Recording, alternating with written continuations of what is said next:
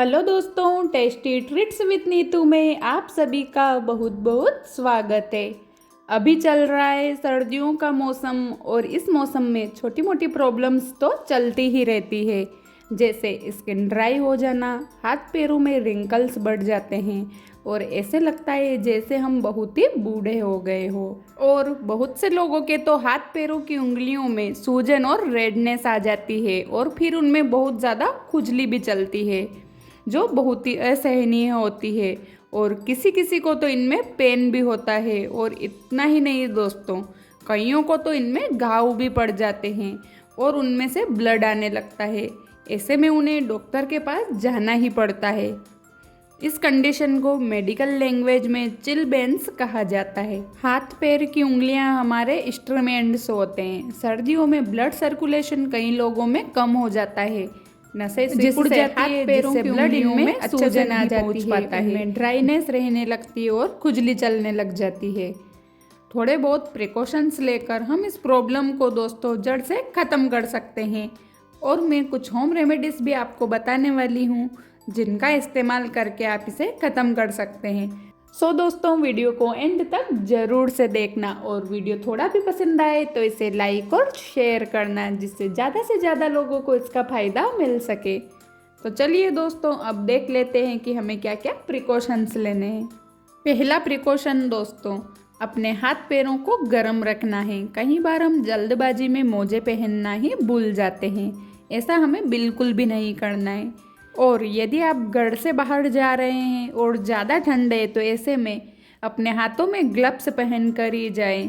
पहले आप सूती मोजे पहने और उसके बाद ऊनी मोजे पहने तो आपको ये प्रॉब्लम होगी ही नहीं। अब दूसरी प्रिकॉशन से दोस्तों, आप अपनी बॉडी को गर्म ही रखें। इसके लिए आप विंटर सीजन में ड्राई फ्रूट्स कंज्यूम कर सकते हैं और अलसी वाली चाय पिए, जिससे आपकी बॉडी अंदर से गर्म रहेगी, क्योंकि अलसी गर्माहट देती है।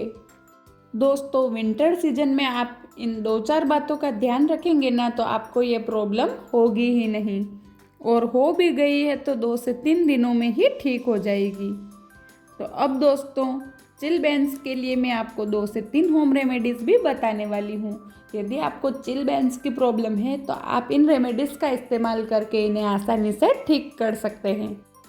अब दोस्तों, पहली होम रेमेडी बनाने के लिए यहाँ मैंने लिया है 2 से 3 चम्मच इतना गेहूं का आटा, और इसमें हम थोड़ा थोड़ा पानी डालकर एक पेस्ट जैसा बना लेंगे।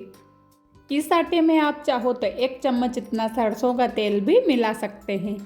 गेहूं का आटा हमारे हाथ पैरों की सारी सूजन को खींच लेगा, क्योंकि आटे की तासीर गर्म होती है जो आपकी सूजन और रेडनेस को हील करेगी। इस तैयार पेस्ट को दोस्तों जहाँ भी आपके सूजन है, यानी हाथ या पैर की उंगलियों में, वहाँ पर आपको इसे लगाना है। 10 से 15 मिनट तक इसे लगा रहने देना है और फिर गुनगुने पानी से हमें हाथों को अच्छे से वॉश कर लेना है। चिलबेंस की प्रॉब्लम को दूर करने का यह बहुत ही नायाब तरीका है दोस्तों। अब हम देखेंगे दूसरी होम रेमेडी, और इसे बनाने के लिए हमें चाहिए मटर के दाने। अब इस रेमेडी को बनाने के लिए मैंने लिया है 1 लीटर पानी, और इस पानी को हमें उबलने के लिए रखना है।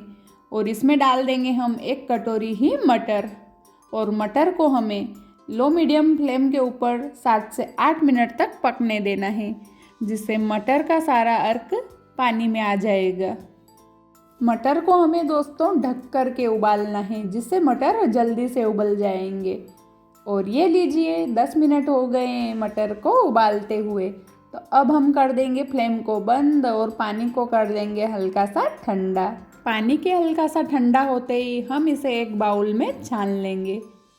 पानी इतना गर्म होना चाहिए दोस्तों कि जिसमें हम हाथ पैरों को अच्छे से रख पाएँ, यानी एकदम ज़्यादा गर्म भी नहीं होना चाहिए और ना ही एकदम ठंडा होना चाहिए। इस पानी में हमें 8 से 10 मिनट तक हमारे हाथ पैरों की सेकाई करनी है। मटर का पानी हमारे हाथ पैरों की सूजन को कम करने में बहुत ही असरदार होता है। इससे हाथ पैरों की सूजन भी कम होती है और उनमें जो दर्द हो रहा होता है वो भी कम हो जाता है। अब दोस्तों, हम देख लेते हैं चिलबेंस को दूर करने की तीसरी होम रेमेडी, और वो है ऑयल। यह ऑयल यदि आपके सिर में दर्द है, जोड़ों में दर्द है या फिर कमर में दर्द है, इन सभी परेशानियों में यह ऑयल बहुत ही इफ़ेक्टिव है।